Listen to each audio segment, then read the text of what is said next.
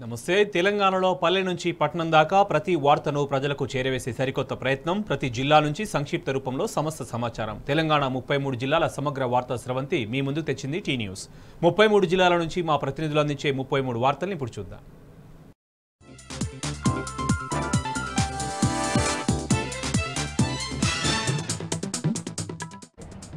పెద్దపల్లి జిల్లాకు సంబంధించి ఈరోజు ప్రధాన వార్తలు చూసుకున్నట్లయితే గోదావరిఖని ప్రెస్ క్లబ్లో పెద్దపల్లి జిల్లా అధ్యక్షుడు రామగుండం మాజీ ఎమ్మెల్యే కోరకంటి చందర్ మీడియా సమావేశం నిర్వహించారు. ఈ సందర్భంగా కోరకంటి చందర్ మాట్లాడుతూ రామగుండం ఎమ్మెల్యే రాజ్ ఠాకూర్ మక్కన్ సింగ్ సింగరేణి కార్మికుని గెటప్తో అసెంబ్లీలో ఊదరగొట్టారు, కానీ సింగరేణి కార్మికులకు అన్యాయం జరుగుతుంటే మాత్రం పట్టించుకోవడం లేదంటూ కూడా ఆయన మక్కన్ సింగ్ పైన ఆరోపణలు చేశారు.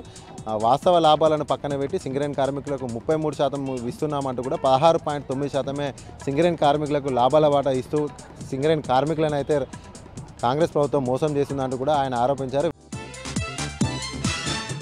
అలాగే మరొక ప్రధాన వార్త చూసుకున్నట్లయితే Ramagundam medical college Singareni institute of medical science SIMS కళాశాలలో మొదటి సంవత్సరం యొక్క విద్యార్థులు 149 మంది విద్యార్థులు కానీ 142 మంది విద్యార్థులు ఉత్తీర్ణత సాధించిన నేపథ్యంలో పూర్తి స్థాయిలో 95% ఉత్తీర్ణత సాధించిన సందర్భంగా రామగుండానికి మెడికల్ కాలేజ్ మంజూరు చేసినటువంటి నాటి ముఖ్యమంత్రి కేసీఆర్ గారి చిత్రపటానికి గోదావరిఖని ప్రధాన చౌరస్తాలో పాలాభిషేకం చేశారు. ఈ సందర్భంగా పెద్దపల్లి జిల్లా అధ్యక్షుడు రామగుండం మాజీ ఎమ్మెల్యే కోరకంటి చంద్ర మాట్లాడుతూ ఆనాటి ముఖ్యమంత్రి కేసీఆర్ గారు ఈ ప్రాంతం పట్ల సింగరేణి కార్మికుల పట్ల ఉన్నటువంటి అమితమైన ప్రేమాభిమానాలతోటే ఇక్కడ ఈ పారిశ్రామిక ప్రాంతంలో ఖచ్చితంగా మెడికల్ కళాశాల అవసరం ఉందని చెప్పి గుర్తించినటువంటి కేసీఆర్ ఇక ఈ ప్రాంతంలో రామగుండం మెడికల్ కాలేజీ జిల్లా కేంద్రంలో కాకుండా గోదావరిఖని పట్టణ నడి ఒడ్డున మంజూరు చేయడం జరిగింది. ఈ నేపథ్యంలోనే సింగరేణి కార్మికులకు కూడా సీట్ల విషయంలో కూడా 5% వాటాను కూడా కల్పించిన సందర్భంగా అలాగే మెడికల్ కాలేజీకి కూడా SIMS Singareni institute of medical science కూడా నామకరణం చేసిన నేపథ్యంలో మొదటి సంవత్సరం యొక్క బ్యాచ్ పూర్తి స్థాయిలో 95% ఉత్తీర్ణత సాధించిన నేపథ్యంలో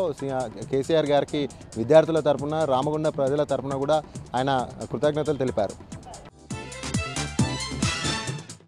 మరొక ప్రధాన వార్త చూసుకున్నట్లయితే కాంగ్రెస్ సర్కార్ సింగరేణి కార్మికులను మోసం చేసింది. 33% లాభాల వాటా అంటూ కేవలం 16.9% ప్రకటించిన పట్ల సింగరేణి కార్మిక లోకమంతా కూడా రాష్ట్ర ప్రభుత్వం పైన సింగరేణి సంస్థ పైన పెద్ద ఎత్తున ఆగ్రహం వ్యక్తం చేస్తున్నారు. ఈ నేపథ్యంలోనే గతంలో బీఆర్ఎస్ పాలనలో టీబీజీకే గుర్తింపు సంఘంగా ఉన్నటువంటి టీబీజీకే ఆధ్వర్యంలో గత ఏడాది కూడా వచ్చినటువంటి పూర్తి లాభాలలో వాస్తవ లాభాల్లో కూడా 32% ప్రకటించాము. కానీ ఇప్పుడు ఉన్నటువంటి కాంగ్రెస్ గవర్నమెంట్ 33% లాభాల వాటా అంటూ కేవలం 16.9% లాభాల వాటాను ప్రకటించడం పట్ల టీబీజీకేస్ అలాగే సింగరేణి కార్మికులంతా కూడా పెద్ద ఎత్తున రాష్ట్ర ప్రభుత్వం పైన నిరసనలు తెలుపుతుంది. ఈ నిరసన కార్యక్రమం విడతల వారీగా చేసేటువంటి ఈ నిరసన కార్యక్రమంలో భాగంగా నేడు జీఎం కార్యాలయం ముట్టడి చేసింది టీబీజీకేస్ నాయకత్వం. దీనిలో భాగంగానే రామగుండం రీజియన్ 1 అలాగే రామగుండం రీజియన్ 2 రామగుండం రీజియన్ 3 3 రీజియన్ల పరిధిలో కూడా 3 జీఎం కార్యాలయం ముందు టీబీజీకేస్ నాయకులు పెద్ద ఎత్తున పాల్గొని నిరసన చేపట్టారు. ఖచ్చితంగా వెంటనే సీఎం రేవంత్ రెడ్డి మరొకసారి ఆలోచించి కార్మికుల కష్టాన్ని గుర్తించి ఖచ్చితంగా 33% వాస్తవంగా ఉన్నటువంటి 33% వాటాను వెంటనే ప్రకటించాలి అని చెప్పి కూడా వారు డిమాండ్ చేశారు. లేని పక్షంలో పెద్ద ఎత్తున హైదరాబాద్లో ఉన్నటువంటి సింగరేణి భవన్ని కూడా ముట్టడిస్తామంటూ కూడా టీబీజీకేస్ నాయకులు తెలిపారు. రామగుండం రీజియన్ 1 పరిధిలోని లెవెనింగ్ లైన్ బొగ్గు గని వద్ద సిఐటి ఆధ్వర్యంలో గేట్ మీటింగ్ నిర్వహించారు. ఈ సందర్భంగా జనరల్ సెక్రటరీ నరసింహారావు మాట్లాడుతూ గెలిచినటువంటి గుర్తింపు సంఘం ఏఐటీసీ ఐఎన్టీసీ సంఘాలు ఎన్నికల్లో సింగరేణి కార్మికుల ఎన్నికల సమయంలో కార్మికులకు ఇచ్చినటువంటి వాగ్దానాల హామీలను ఇప్పటి వరకు కూడా ఎక్కటి కూడా అమలు చేయలేదు. వెంటనే కార్మికులకు ఇచ్చినటువంటి హామీలను పూర్తి స్థాయిలో నెరవేర్చాలి. పెండింగ్లో ఉన్నటువంటి డిపెండెంట్ ఉద్యోగాలు కావచ్చు, అలాగే రిటైర్మెంట్కి సంబంధించిన బెనిఫిట్స్ కావచ్చు, అలాగే ముఖ్యంగా సింగరేణి కార్మికుల సొంతింటి నిర్మాణం కళ ఉంది. దానికి సంబంధించినటువంటి ఇచ్చినటువంటి హామీలను పూర్తి స్థాయిలో వెంటనే నెరవేర్చాలి. లేని పక్షంలో పెద్ద ఎత్తున కూడా పోరాటానికి సిద్ధమవుతామంటూ కూడా నరసింహారావు వెల్లడించారు. అంతేకాకుండా కూడా కాంగ్రెస్ ప్రభుత్వం కూడా ఒంటెత్తి పోకడపోతుంది. గుర్తింపు సంఘాలు అలాగే మిగతా కార్మిక సంఘాలతో చర్చించకుండానే కార్మికులకు ఇవ్వాల్సినటువంటి వాటాల విషయంలో కూడా ఏకపక్ష ధోరణి అవలంబిస్తున్నారు. ఇటీవల ప్రకటించినటువంటి లాభాల బాట విషయంలో కూడా కాంగ్రెస్ ప్రభుత్వం యొక్క వైఖరి అయితే స్పష్టంగా బయటపడింది. కాబట్టి 33% అంటూ 16% ఇచ్చినటువంటి కాంగ్రెస్ ప్రభుత్వం మళ్ళీ తిరిగి పునరాలోచన చేసి వెంటనే వాస్తవ లాభాలు ప్రకటించి కార్మికులకు న్యాయం చేయాలి. కార్మికులకు ఉన్నటువంటి ముఖ్యమైన డిపెండెంట్ సమస్యలతో పాటు పూర్తి స్థాయిలో కూడా అన్ని హామీలను వెంటనే నెరవేర్చాలంటూ కూడా ఆయన డిమాండ్ చేశారు.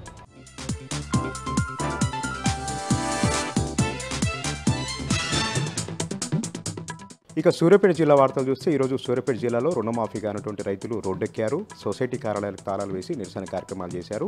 కోదాడ, చిలుకూరు ఈ 2 గ్రామాల్లో కూడా సొసైటీ కార్యాలయాలకు తాళాలు వేసి ఒక్కసారిగా రైతులు నిరసన కార్యక్రమం దిగారు. సొసైటీ అధికారులు చేసినటువంటి చిన్న తప్పిదంతో తాము 2 నెలలుగా రుణమాఫీ కాక చెప్పులు అరిగేలాగా వ్యవసాయ పనులన్నీ కూడా వదిలిపెట్టుకొని కార్యాలయ చుట్టూ తిరుగుతున్నామని వారు ఆగ్రహం వ్యక్తం చేయడం జరిగింది. అధికారులను సొసైటీ కార్యాలయాలను నిర్బంధించి 2 గంటలుగా ధర్నా కార్యక్రమం నిర్వహించారు. దాదాపు 1000 మంది రైతుల పొట్టగొట్టేలాగా సొసైటీ అధికారులు నిర్లక్ష్యంగా వివరించడంతోనే తామందరికీ కూడా రుణమాఫీ కాక నానా రకాలుగా ఇబ్బందులు పడుతున్నామని కూడా అక్కడ ఉన్నటువంటి మహిళా రైతులు కూడా ఆగ్రహం వ్యక్తం చేయడం జరిగింది. దీంతో లీడ్ బ్యాంక్ అధికారులు అక్కడ చేరుకొని హామీ ఇవ్వడంతో నిరసన కార్యక్రమాలను విరమించారు.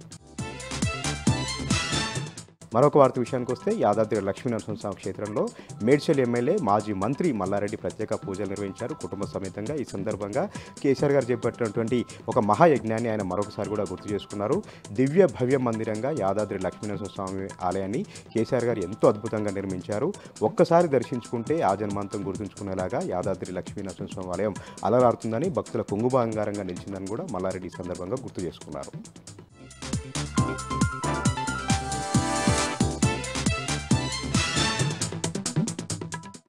ఆదిలాబాద్ జిల్లా వార్తల విషయానికి వస్తే జిల్లా కేంద్రంలోని జిల్లా పరిషత్ సమావేశ మందిరంలో జిల్లా స్థాయి యువజనోత్సవాలు నిర్వహించారు. ఈ యువజనోత్సవాల్లో జిల్లా వ్యాప్తంగా కళాకారులు పెద్ద ఎత్తున తరలి వచ్చారు. ఈ సందర్భంగా కళాకారులు నిర్వహించిన గుస్సాడి నృత్యాలు, తింసా నృత్యాలు, జానపద నృత్యాలు, అలాగే పెయింటింగ్, రచన వంటి కార్యక్రమంలో విద్యార్థులు పాల్గొన్నారు. ఈ పోటీలలో గెలుపొందిన వారిని రాష్ట్ర స్థాయి పోటీలకు ఎంపిక చేస్తామని ఈ సందర్భంగా నిర్వాహకులు తెలిపారు. 2 రోజుల పాటు ఈ యువజనోత్సవాలు నిర్వహిస్తున్నట్టు నిర్వాహకులు తెలిపారు. మరో వార్త విషయానికి వస్తే జిల్లా కేంద్రంలోని మున్సిపల్ కార్యాలయం ఎదుట municipal employees and workers CITU ఆధ్వర్యంలో కార్మికులు ధర్నా చేపట్టారు. గత 3 నెలలుగా తమకు వేతనాలు రావడం లేదని, ప్రతి నెల 5వ తేదీలోపటే వేతనాలు అందించాలని ఈ సందర్భంగా కార్మికులు డిమాండ్ చేశారు. లేని పక్షంలో తమ ఆందోళనను మరింత ఉధృతం చేస్తామని ఈ సందర్భంగా ప్రభుత్వాన్ని హెచ్చరించారు. అలాగే తమకు ఈఎస్ఐ, పిఎఫ్ వంటి సౌకర్యాలు కల్పించడం లేదని, ప్రతి నెల ఈఎస్ఐ, పిఎఫ్ వంటి సౌకర్యాలను కల్పించాలని, కాంట్రాక్టు అవుట్సోర్సింగ్ ఉద్యోగులను పర్మనెంట్ చేయాలని ఈ సందర్భంగా కార్మికులు డిమాండ్ చేశారు. ఇక నిర్మల్ జిల్లా వార్తల విషయానికి వస్తే రాష్ట్ర స్థాయి యువజనోత్సవాల కార్యక్రమంలో భాగంగా నిర్మల్ జిల్లా కేంద్రంలోనూ జిల్లా స్థాయి యువజనోత్సవాలను ఘనంగా నిర్వహించారు. ఎన్టీఆర్ మినీ స్టేడియంలో నిర్వహించిన ఈ యువజనోత్సవాలలో జిల్లా వ్యాప్తంగా పెద్ద ఎత్తున కళాకారులు తరలివచ్చారు. కార్యక్రమంలో కళాకారులు ప్రదర్శించిన నృత్యాలు, పోటీలు నిర్వహించారు. ఈ పోటీలో గెలుపొందిన వారిని రాష్ట్ర స్థాయి పోటీలకు ఎంపిక చేస్తామని సందర్భంగా పేర్కొన్నారు. విద్యార్థి దశలోనే కళా నైపుణ్యాన్ని వెలికితీయడమే లక్ష్యంగా ఈ యువజనోత్సవాలను ప్రతి సంవత్సరం నిర్వహిస్తున్నట్టు నిర్వాహకులు తెలిపారు.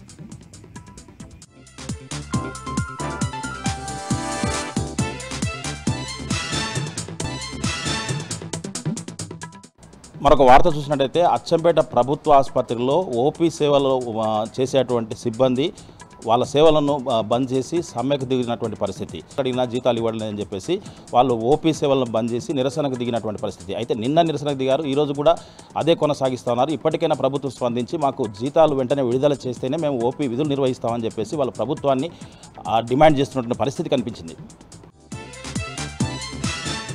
మరొక వార్త చూసినట్టయితే అచ్చంపేట నియోజకవర్గం బల్మూర్ మండలం చెన్నారం గ్రామంలో బీఆర్ఎస్ ప్రభుత్వం స్థానిక ఎమ్మెల్యే గువ్వల బాలరాజు ఉన్నప్పుడు అక్కడ గ్రామ పంచాయతీ భవనాన్ని నిర్మించి షాపింగ్ కాంప్లెక్స్ కూడా ప్రారంభించినటువంటి పరిస్థితి. అయితే రాత్రి ఎవరు గుర్తు తెలియని దుండగులు అక్కడ ఉన్నటువంటి శిలాఫలకాన్ని ధ్వంసం చేసి ఆ శిలాఫలకాన్ని కూడా ఎత్తుకెళ్లారు. అయితే దీంతో స్థానికంగా ఉండేటువంటి బీఆర్ఎస్ నేతలు కూడా ప్రభుత్వంపై మండిపడతా ఉన్నారు. ఎవరో కావాలని దురుద్దేశంతో చేసినటువంటి పని వాళ్ళని గుర్తించి వాళ్ళ పైన కఠిన చర్యలు తీసుకోవాలని చెప్పేసి బీఆర్ఎస్ నేతలు ప్రభుత్వాన్ని డిమాండ్ చేస్తున్న పరిస్థితి కనిపిస్తూ ఉంది. మరొక వార్త చూసినట్లయితే నల్లమల్ల అటవీ ప్రాంతాల్లో భారీ వర్షాలు కురుస్తున్నాయి. ఈ నేపథ్యంలో కొల్లాపూర్ నియోజకవర్గంలో ఉండేటువంటి ముక్కిడిగుండం, నార్లాపూర్ మధ్యలో ఉన్నటువంటి పెదవాగు ఏదైతే ఉందో అది ఉధృతంగా ప్రవహిస్తుంది. దీంతో ఈ ముక్కిడిగుండం, నార్లాపూర్కు వెళ్ళేటువంటి రహదారి అంతా కూడా రాకపోకలు నిలిచిపోయాయి. వాహనదారులు చాలా ఇబ్బందులు పడుతున్నారు. ఇప్పటికైనా ప్రభుత్వం స్పందించి వాటిపైన బ్రిడ్జి నిర్మించాలని చెప్పేసి, లేని పక్షంలో చాలా ఇబ్బందులు ఎదుర్కొంటున్నామని చెప్పేసి అక్కడి ప్రజలు, వాహనదారులు ప్రభుత్వాన్ని డిమాండ్ చేస్తున్న పరిస్థితి కనిపిస్తూ ఉంది.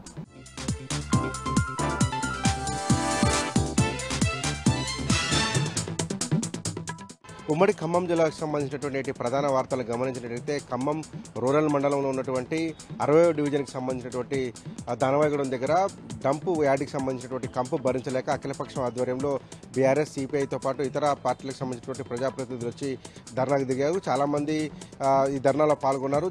ముఖ్యంగా కంపు భరించలేకపోతున్నాం, వ్యర్థాలు తమ కాలనీలో పడడం వల్ల వచ్చేటువంటి వ్యాధులను నుంచి తమను కాపాడాలంటూ డిమాండ్ చేస్తూ వారంతా కూడా ఆందోళనకు దిగారు. గత 10-15 రోజులుగా కూడా ఈ ఉద్యమం ఉధృతంగా సాగుతుంది. డంప్ యార్డును ఇక్కడి నుంచి తరలించాలని దానవాయిగూడెం సంబంధించినటువంటి వాసులు అంతా కూడా డిమాండ్ చేస్తున్నారు. దాంతోపాటు బీసీ కాలనీ వాసులు ఏదైతే రాపర్తి నగర్ సంబంధించినటువంటి బీసీ కాలనీ వాసులు కూడా దీన్ని తొలగించాలనేటువంటిది పెద్ద ఎత్తున డిమాండ్ చేస్తున్నారు.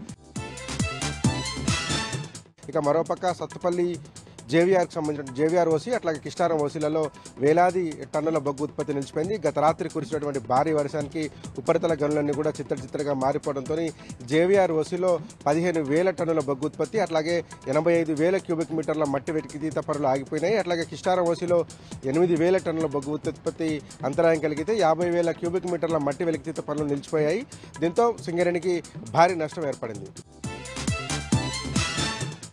మరొక ప్రధాన వార్త చూస్తే ఖమ్మం జిల్లా మదిరకు సంబంధించినటువంటి సిపిఎం పార్టీ ఆధ్వర్యంలో పెద్ద ఎత్తున ధర్నా నిర్వహించారు. తొండల గోపవరం గ్రామంలో వరద బాధితులకు నష్టపరిహారం చెల్లించకుండా వరద నష్టపోని అధికార పార్టీకి సంబంధించినటువంటి కాంగ్రెస్ పార్టీకి సంబంధించినటువంటి కొంతమందికి లబ్ధి చేకూర్చారని సాక్ష్య ఆధారాలతో తీసుకుని వచ్చి మదిరకు సంబంధించినటువంటి సిపిఎం పార్టీ నేతృత్వంలో స్థానికంగా నష్టపోయినటువంటి వరద బాధితులు తీసుకొని వచ్చి ధర్నా నిర్వహించారు. చాలా చోట్ల కూడా ఇదే పరిస్థితి కనపడుతుంది. కాంగ్రెస్ పార్టీ అనుబంధము కాంగ్రెస్ పార్టీ కార్యకర్తలకు వరద నష్టపరిహారం ఇచ్చినటువంటి పరిస్థితులు జిల్లా వ్యాప్తంగా నెలకొన్నటువంటి నేపథ్యంలో డిప్యూటీ సీఎం బట్టి విక్రమార్క ప్రాతినిధ్యం వహిస్తున్నటువంటి మదిరలోనే సిపిఎం ఆధ్వర్యంలో ధర్నా జరగడం ప్రత్యేకంగా చెప్పుకోవాల్సినటువంటి అంశం. మహబూబాద్ జిల్లాకు సంబంధించినటువంటి బయ్యారం మండల కేంద్రంలో అఖిలపక్షం ఆధ్వర్యంలో పెద్ద ఎత్తున ధర్నాకు పిలిపించారు. సీఎంసీకి సంబంధించినటువంటి కోట్లాది రూపాయల భూమిని కొంతమంది కబ్జా చేస్తున్నారనేటువంటి దాని నేపథ్యంలో పరిరక్షించేందుకు అఖిలపక్ష పార్టీలకు సంబంధించిన నాయకులంతా కూడా ధర్నాకు బయలుదేరినటువంటి నేపథ్యంలో పోలీసులు వారిని అరెస్ట్ చేసి గృహ నిర్బంధం చేసేటువంటి ప్రయత్నం చేశారు. దీంతో వారంతా తిరగబడ్డారు. పోలీసులు కబ్జాదారులకు వంతపాడడాన్ని నిరసిస్తూ బయ్యారం అట్లాగే మహబూబాద్ సంబంధించినటువంటి ప్రధాన రహదారి మీద ఇల్లందు రహదారి మీద ధర్నా చేసి నిరసన తెలిపారు. ఈ నేపథ్యంలో ఎంటర్ అయినటువంటి పోలీసులు వారందరినీ కూడా అరెస్ట్ చేసి గార్ల పోలీస్ స్టేషన్ తరలించారు. కబ్జాకోర్లకు ఈ ప్రభుత్వము అట్లాగే పోలీసులు వంతపాడుతున్నారు. మేము సీఎంసీ భూములను కాపాడాలనే ప్రయత్నం చేస్తే ఈ రకమైనటువంటి అరెస్టులు ఏంటని చెప్పి అఖిలపక్ష నాయకులు డిమాండ్ చేశారు.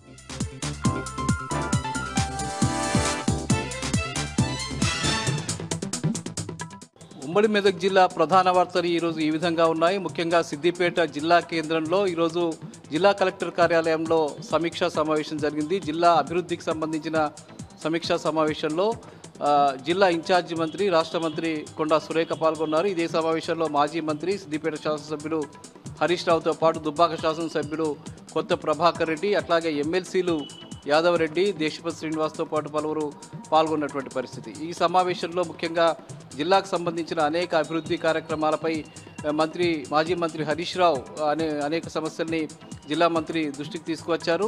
ముఖ్యంగా వైద్య శాఖలో ఉన్నటువంటి సమస్యలు పరిష్కరించే దిశగా ప్రభుత్వం అడుగులు వేయాలని, రోగులు చాలా ఇబ్బందులు ఎదుర్కొన్నటువంటి నేపథ్యంలో ఇక్కడ ప్రత్యేక వసతులు కల్పించాలి, అందుకు అవసరమైనటువంటి నిధులు కేటాయించాలని చెప్పారు. నర్సింగ్ కాలేజీకి సంబంధించిన పనులు పూర్తి చేయాలని కూడా ఆయన డిమాండ్ చేసినటువంటి పరిస్థితి. ఇక జిల్లాకు సంబంధించి అనేక అభివృద్ధి కార్యక్రమాలపై ఆయన వినతులు సమర్పించినటువంటి పరిస్థితి ఇక్కడ కనిపించింది. ఇక మరో ముఖ్యమైన వార్త, మెదక్ జిల్లాకు సంబంధించి చిన్నశంకరంపేట మండలం ఖాజాపూర్ గ్రామానికి సంబంధించిన విద్యార్థినులు తమకు ఆర్టీసీ బస్సు కావాలని చెప్పి డిమాండ్ చేస్తూ వాళ్ళు ఆందోళనకు దిగారు. తమ గ్రామానికి ఆర్టీసీ బస్సు నడవకపోవడం వల్ల తాము క్లాసుకు వెళ్ళలేని పరిస్థితి, స్కూల్కి వెళ్ళలేని పరిస్థితి నెలకొందని చెప్పి వాళ్ళు ఆందోళన చేశారు. ఇక అదే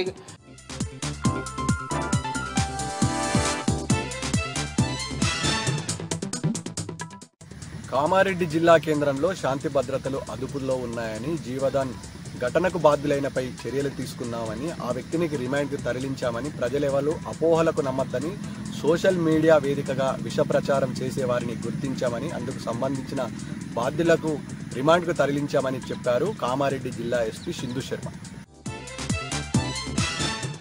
కామారెడ్డి జిల్లా కేంద్రంలో వీధి కుక్కలు సైర విహారం చేశాయి. కామారెడ్డి పట్టణంలోని 6గురికి ఇవాళ గాయపరిచాయి. ఇందులో ఒకరి పరిస్థితి విషమంగా ఉంది. గత కొద్ది రోజుల నుంచి కుక్కల బెడద తీవ్రంగా ఉందని, అనేక సార్లు మున్సిపల్ అధికారులకు చెప్పినా పట్టించుకోవడం లేదని వాపోతున్నారు కాలనీవాసులు. ఇప్పటికైనా ప్రభుత్వం ఉన్నతాధికారులు తక్షణమే స్పందించి తమ సమస్యను పరిష్కరించాలని డిమాండ్ చేస్తున్నారు కామారెడ్డి జిల్లాలోని ప్రజలు.